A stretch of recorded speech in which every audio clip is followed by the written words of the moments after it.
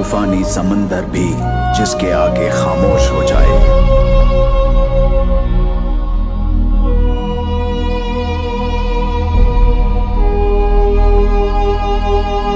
हर सरताज जिसके आगे सर झुकाए।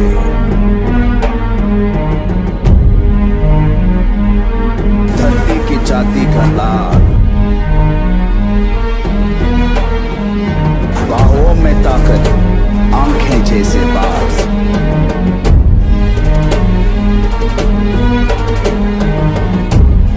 जंगल का दुलार,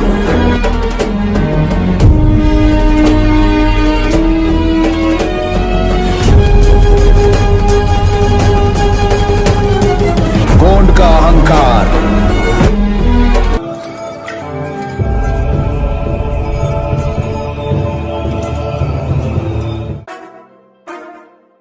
एक शोला है दहकती आग का, धार जैसी नंगी तलवार का।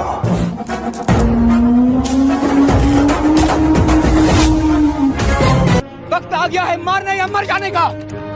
उठाओ अपनी बंदूकें और लड़ो, लड़ो अपनी आजादी के लिए, लड़ो एक बार अपने आप के लिए। जाओ। ट्रिपल आर फिल्म की खास बातें क्या हैं? स्वतंत्रता सेनानी अलोरी सीताराम राजू की कहानी क्या है और ये फिल्म बाहुबली का रिकॉर्ड क्यों तोड़ देगी? मैं आपका स्वागत करता हूं बॉलीग्राज के फिल्मी गलियारे में। बाहुबली फिल्म एस राजामौली की ट्रिपल आर ये बड़े बजट में बनने वाली पीरियड ड्रामा फिल्म है। कहानी होगी आंध्र प्रदेश के दो क्रांतिकारियों की जिन्होंने अंग्रेजों के खिलाफ आजादी के लिए संघर्ष किया। स्वतंत्रता सेनानी अलोरी सीताराम राजू और कोमाराम भीम। ऐसे में अटकलें ये लगाई जा रही थी कि अजय भी कोई असली कैरेक्टर ही प्ले करेंगे। अब इस मामले पर कुछ रिपोर्ट्स आई है जिसमें ये कहा जा रहा है कि ट्रिपल आर में अजय सरदार भगत सिंह के रोल में दिखाई देंगे। यही वो किरदार होगा जो सीताराम राजू और कोमाराम को अंग्रेजी हुकूमत के खिलाफ खड़ा होने के लिए प्रेरित करेगा। इस फिल्म की कहानी तो रियल लोगों से प्रेरित, लेकिन कहने के तरीके में थोड़ा मिलावट रहेगी। खबरों की माने तो उन फ्रीडम फाइटर्स की कहानी बिल्कुल रियल न रखते हुए थोड़ा फिक्शन रखा जाएगा। सीताराम राजू का जन्म 4 जुलाई 1897 को विशाखापट्टनम जिले में पौंडरिक गांव में हुआ। उनके पिता अलोरी वेंकट राम राजू ने बचपन से ही सीताराम राजू को यह बताकर क्रांतिकारी संस्कार दिए कि अंग्रेजों ने ही हमें गुलाम बनाया और ये हमारे देश को लूट रहे हैं। सीताराम राजू के जहन में पिता की ये बातें घर कर गई। राजू के क्रांतिकारी साथियों में बिरैया दौरा का नाम भी आता है, जिनका अपना वनवासी संगठन था।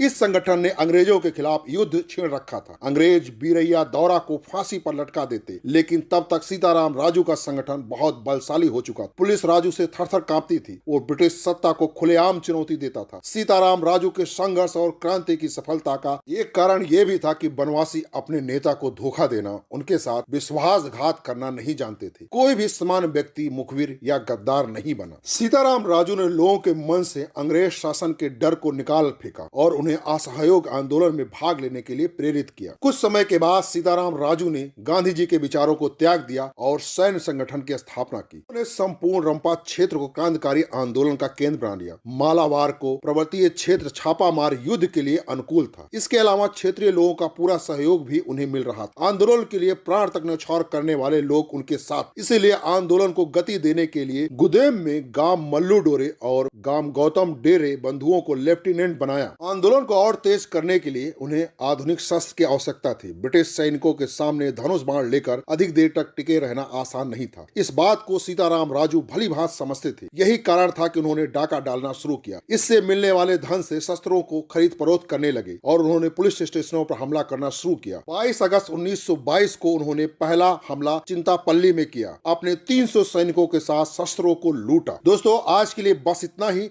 अगर आपको इनकी कहानी को और डिटेल में जानना है तो मैं आपको पूरी तरह से बताऊंगा। इस फिल्म की लोकप्रियता को देखते हुए कहा जा रहा है कि ये फिल्म बाहुबली का रिकॉर्ड आराम से तोड़ देगी।